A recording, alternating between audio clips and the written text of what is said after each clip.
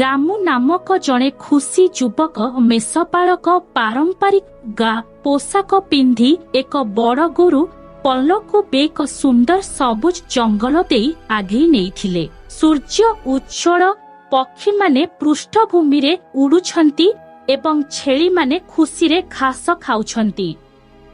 ଘାସ ଖାଇବା ପରେ ଛେଳିମାନେ ଜଙ୍ଗଲ ନିକଟ ନଦୀକୁ ପାଣି ପିଇବାକୁ ଯାଉଥିଲେ। ପ୍ରମ୍ପଟ ଏକ ଘନ ଜଙ୍ଗଲ କଡ଼ରେ ଏକ ସ୍ୱଚ୍ଛ ପ୍ରବାହିତ ନଦୀରୁ ପାଣି ପିଉଥିବା ଛେଳିମାନଙ୍କର ଏକ ଦଳ। ଏହି ଦୃଶ୍ୟ ଶାନ୍ତିପୂର୍ଣ୍ଣ ଅଟେ। ଗଛଗୁଡ଼ିକ ପାଣିରେ ପ୍ରତିଫଳିତ ହୋଇ ନିକଟବର୍ତ୍ତୀ ପ୍ରଜାପତିଗୁଡ଼ିକ ଉଡ଼ିଥାଏ। ପଛରେ ଲୁଚି ରହିଥିବା ଏକ ଭୟଙ୍କର ସିଂହ ଜଙ୍ଗଲରେ ଘନ ବୁଦା ଛେଳି ଉପରେ ନଜର ରଖିଥିଲା। ଛେଳିର ମାଂସ ଖାଇବା ପାଇଁ ଘୁରି ବୁଲୁଥାଏ। ତାଙ୍କର ତୀକ୍ଷ୍ଣ ଫଣ୍ଡ ଏବଂ ଦାନ୍ତ ଦୃଶ୍ୟମାନ ହୁଏ ଏବଂ ସେ ଭୋକିଲା ଜଣାପଡୁଥିଲା। ଛେଳିର ଏକ ବଡ଼ ଦଳ ଏକତ୍ର ଠିଆ ହୋଇ ସତର୍କ ଦେଖାଯାଉଛନ୍ତି, ଯେପରି ସେମାନେ ବିପଦ ଅନୁଭବ କରୁଛନ୍ତି। ସିଂହ ସେମାନଙ୍କୁ ଦୂରରୁ ଦେଖେ, ହତାଶ ହୁଏ କାରଣ ସେମାନେ ମିଳିତ ଥିବାବେଳେ ସେ ସେମାନଙ୍କୁ ଆକ୍ରମଣ କରିପାରିବ ନାହିଁ। ସିଂହ ଜଙ୍ଗଲର ଗଭୀର ପଥର ଉପରେ ବସି ମେଷପାଳକ ଉପରେ ଆକ୍ରମଣ କରିବାକୁ ଚତୁରତାର ସହ ଚିନ୍ତା କଲା। ତାଙ୍କ ଶିକାର କଳ୍ପନା କରୁଥିବା ବେଳେ ତାଙ୍କ ଆଖି ଏକ ଦୁଷ୍ଟ ଯୋଜନା ସହିତ ବୁଦ୍ଧି ଆସିଲା। ସିଂହ ସତର୍କତାର ସହିତ ପଛପଟରୁ ମେଷପାଳକଙ୍କ ନିକଟକୁ ଆସୁଥିଲା, କିନ୍ତୁ ହଠାତ୍ ଅଟକି ଗଲା। ଗଭୀର ଭାବରେ ଚିନ୍ତା କଲା। ମେଷପାଳକ ଅଗ୍ନ ଏବଂ ଖୁସିରେ ବସି ବଜାଉଛନ୍ତି, ତାଙ୍କ ଛେଳି ଦ୍ୱାରା ଘେରି ରହିଛନ୍ତି। ସିଂହ ମେଷପାଳକ ଉପରେ ଆକ୍ରମଣ ନ କରିବାକୁ ସ୍ଥିର କରି ଧୀରେ ଧୀରେ ଛାଇ ଭିତରକୁ ପଶିଗଲା। ତାଙ୍କର ଅଭିବ୍ୟକ୍ତି ଆକ୍ରୋଶରୁ ଗଭୀର ଚିନ୍ତାଧାରାକୁ ବଦଳିଯାଏ।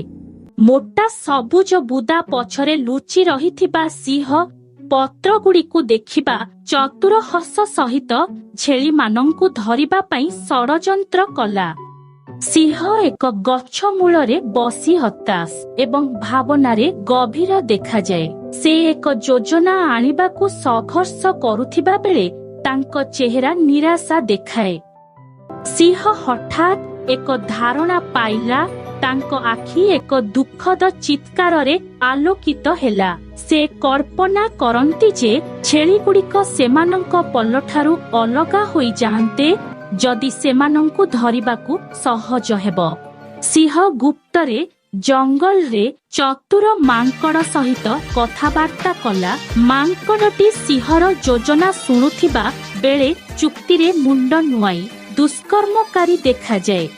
ଏକ ସ୍ମାର୍ଟ ମାଙ୍କଡ଼ ଉତ୍ସାହର ସହିତ ଛେଳିମାନଙ୍କୁ ବିଭିନ୍ନ ସ୍ଥାନରେ ସବୁଜ ସ୍ୱାଦିଷ୍ଟ ଘାସ ବିଷୟରେ କହିଲା। ଛେଳି ଆଗ୍ରହୀ ଏବଂ ଖୁସିରେ ବିଭିନ୍ନ ଦିଗକୁ ଚାଲିଯିବା ଆରମ୍ଭ କରିଲା।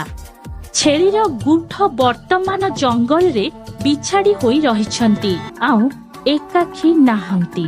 କେତେକ ଛେଳି ଗୋଟିଏ ଦିଗକୁ ବୁଲନ୍ତି, ଆଉ କେତେକ ବିପଦ ବିଷୟରେ ଜାଣିନଥିବା ଅନ୍ୟ ଏକ ସ୍ଥାନକୁ ଯାଆନ୍ତି।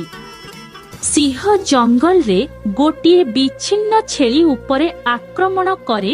ଛେଳି ଭୟଭୀତ ଦେଖାଯାଉଛି, ଯେହେତୁ ସିଂହ ଏହା ଆଡ଼କୁ ଡେଇଁ ପଡ଼ିଥିବା ବେଳେ ଅନ୍ୟ ଛେଳିମାନେ ଆକ୍ରମଣ ବିଷୟରେ ଜାଣିନାହାନ୍ତି। ମେଷପାଳକ ଏକ ଦୁଃଖ ମୁହଁରେ ଏକାକୀ ଠିଆ ହୋଇ ଖାଲି ପଡ଼ିଆକୁ ଚାହିଁଲା, ଯେଉଁଠାରେ ତାଙ୍କ ଛେଳି ଥରେ ଥିଲା। ସୂର୍ଯ୍ୟ ଅସ୍ତ ହୋଇଗଲେ ଏବଂ ସେ ଭାରି ହୃଦୟରେ ଘରକୁ ଫେରିଗଲେ। ଏକ ଶକ୍ତିଶାଳୀ ଦୃଶ୍ୟ। ଛେଳିମାନଙ୍କର ଏକ ଦଳ ସାହସର ସହିତ ଏକାଠି ଠିଆ ହୋଇଥିବା ଦେଖାଉଥିବା ବେଳେ ଅନ୍ୟ ଏକ ଅସରେ ଗୋଟିଏ ଛେଳି ସହଜରେ ସିଂହ ତାକୁ ଧରି ନେଇଛି। ଏକତା ଏବଂ ଶକ୍ତି ଉପରେ ଗୁରୁତ୍ୱ ଦେଇ ଏକ ନୈତିକ ଶିକ୍ଷା ଆଲୋକିତ ହୋଇଛି।